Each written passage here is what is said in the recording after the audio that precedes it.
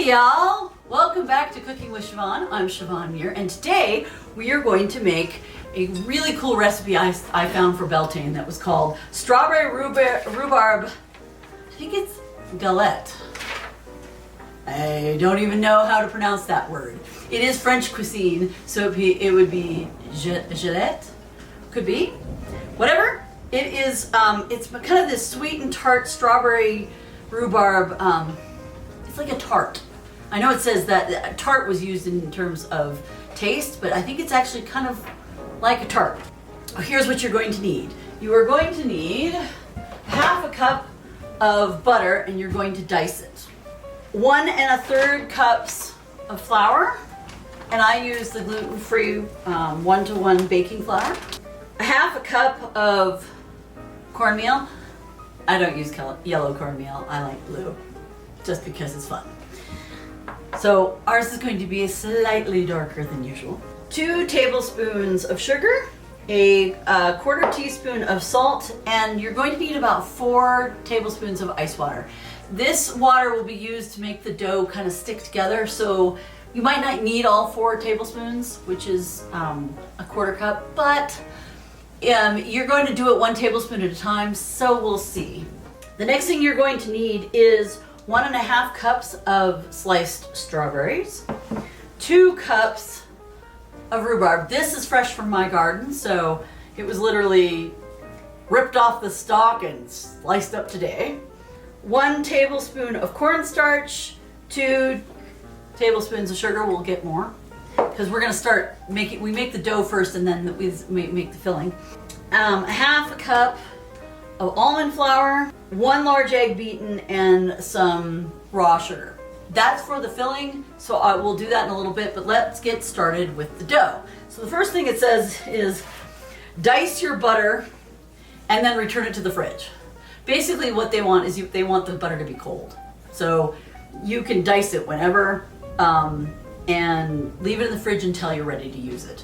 Then it says combine the flour, the cornmeal, the sugar, and a salt in a medium bowl. So we need 1 1/4 cups.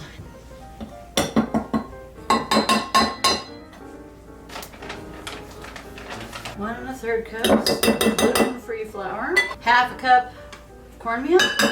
Again, this is gonna look cool because it's purple, but you can use yellow cornmeal. Cornmeal doesn't matter what color it is. It's just, I like blue.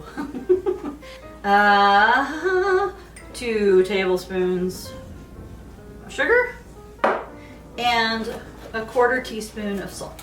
You're going to whisk this together. And they said just combine. But basically what I would suggest is you whisk it together so it's well distributed.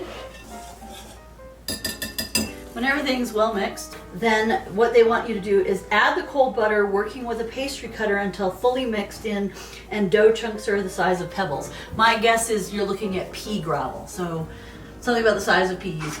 Go ahead and just add your butter. And again, it's diced into little pieces so that it's already cut up. Makes it easier to mix. What you're going to use now is this pastry cutter. Now, if you don't have a pastry cutter, don't worry. You could use a butter knife or a kitchen knife and just cut it all up. You can use a fork. You don't have to have this fancy tool. My husband got this for me because I tended to make a lot of baking, and he's like, well, don't you have to cut the butter in? Yeah, I guess I do. So, if you don't have it, don't worry.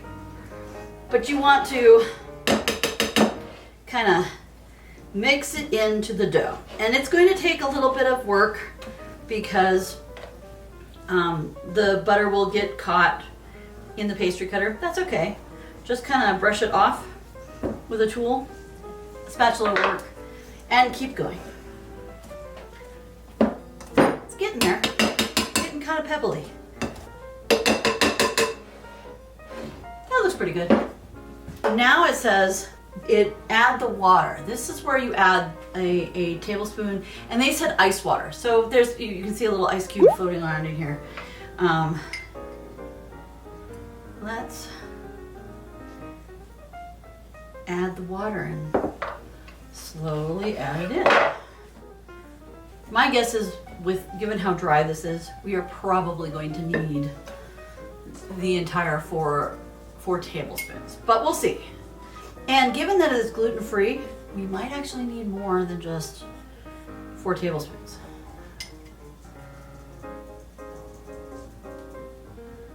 With regular flour, it might only need 4 tablespoons of water, but this is gluten-free flour.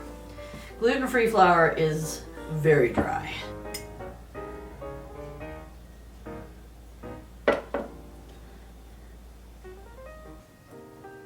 So with this drier flour, you are going to need probably a half a cup of water to get it to form, because you're trying to make it form a ball.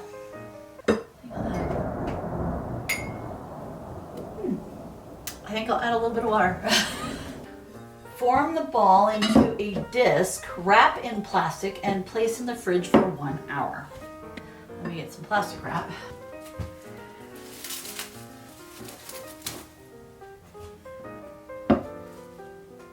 So, what I'm going to do is flatten that a little bit into a disc and put the dough in the fridge. You're going to chill it for an hour. It'll help everything fit the way it needs to, and then we'll start mixing together the filling. Okay, the dough is still in the fridge, chilling, but we're gonna now make the filling. And so what you'll need for this is you'll need 1.5 cups of sliced strawberries, 2 cups of sliced rhubarb, 1 tablespoon of cornstarch, 2 tablespoons of white sugar, a half cup of ground almonds, also known as almond flour, 1 large egg beaten, and then some fancy raw sugar, which I tend to call brown sugar. But you can use any sugar you like. It's really for the top, but I'm going with brown sugar because it works just as well. All right, so what are you going to do? You're going to preheat your oven to 375 degrees Fahrenheit or 191 degrees Celsius. Let that do its thing.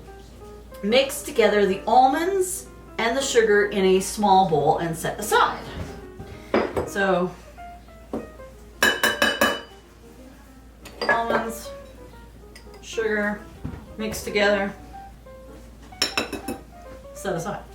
In a larger bowl, toss rhubarb, cornstarch, and strawberries to combine. Actually I want a bigger bowl than this. So here's the strawberries. And here is the rhubarb. Try to mix them up a little. Right. And then put the cornstarch, and we're going to toss to combine, I guess. I'm guessing it has to do with kind of making things not stick. Okay. Remove the Gallette dough. I think it was Gallette dough from the fridge and place between 2 layers of parchment paper. Roll into a circle approximately 12 inches across and 1/4 inch thick, or about 6 centimeters thick, or 6 millimeters thick.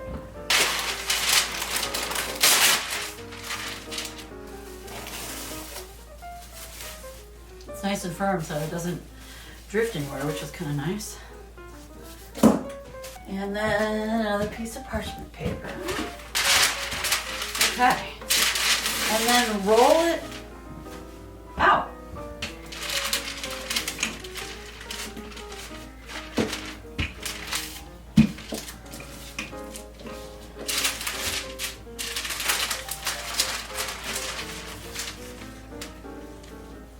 Okay. Once you do that, they say transfer the bottom layer of parchment paper and dough to the baking sheet and sprinkle the almond mixture on top of the dough.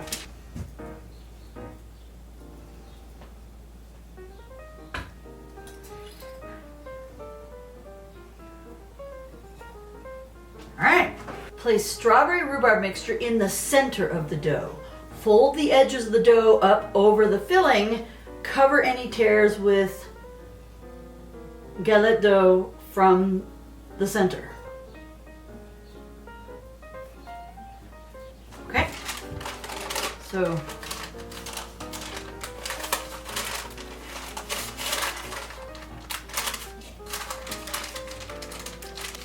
I don't get the impression you're supposed to cover it entirely. Like it's supposed to fold up mostly, but not like you're not supposed to, it's not like supposed to be a calzone where you cover it entirely. Brush the crust with beaten egg and top with raw sugar.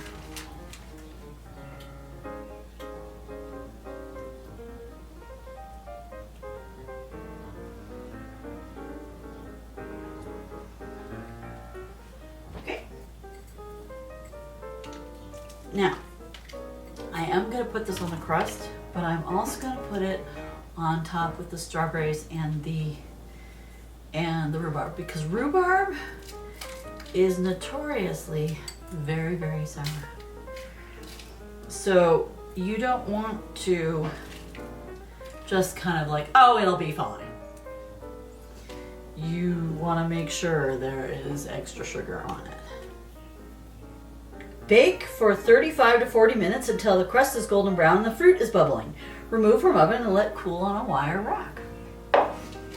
So, I guess we'll put this in.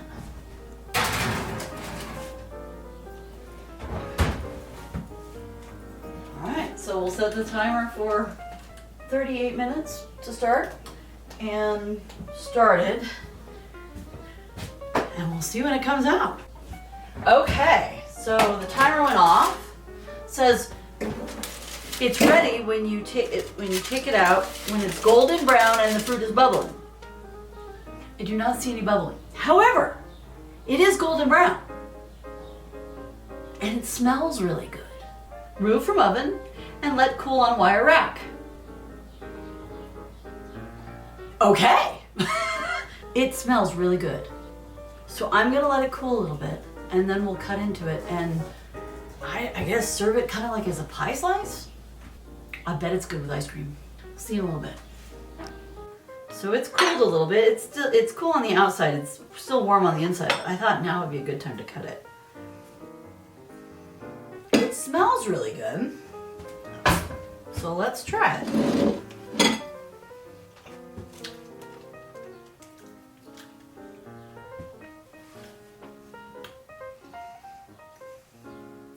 It's not bad, but it needs more sugar. It needs more sugar because of the rhubarb. I am not unhappy with it, but you have to be okay with tart pies. Like if you're into sour cherries, you would probably like this. I think what I would do different next time, it is good. It is good. I think what I would do different next time is I would toss the rhubarb and the strawberries, not with cornstarch, or not only with cornstarch, but with sugar. That way it kind of mellows the rhubarb a little bit, because otherwise you're going to get, you're going, whoo, that's really tart. I would still include the sugar in the almond mixture. There's nothing wrong with that. I would use less almond mixture. I mean, less almond.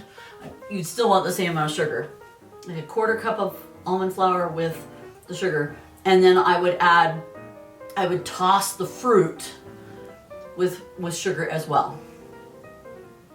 But yeah, that is not, and gluten-free, it turned out beautifully gluten-free.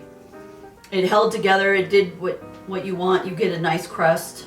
Yeah, I think if I was going to rate this, I would give it like a 7 out of 10 the way it's done, right? 7 out of 10. With those modifications, I think it would be excellent. Well, thank you so much for joining me. Definitely ring the bell to find out when there's new videos that come out. like and comment on the video, like and subscribe to my channel, like the channel. Definitely sign up for Patreon, which is patreon.com/c/Siobhan Muir, and then you can get not only these cooking videos, but you can also find out new things about writing, cover reveals, not safe for work art maybe, and other fun things to do, including a exclusive story that you can only find there. So happy making, happy baking, happy eating, and happy reading. Bye!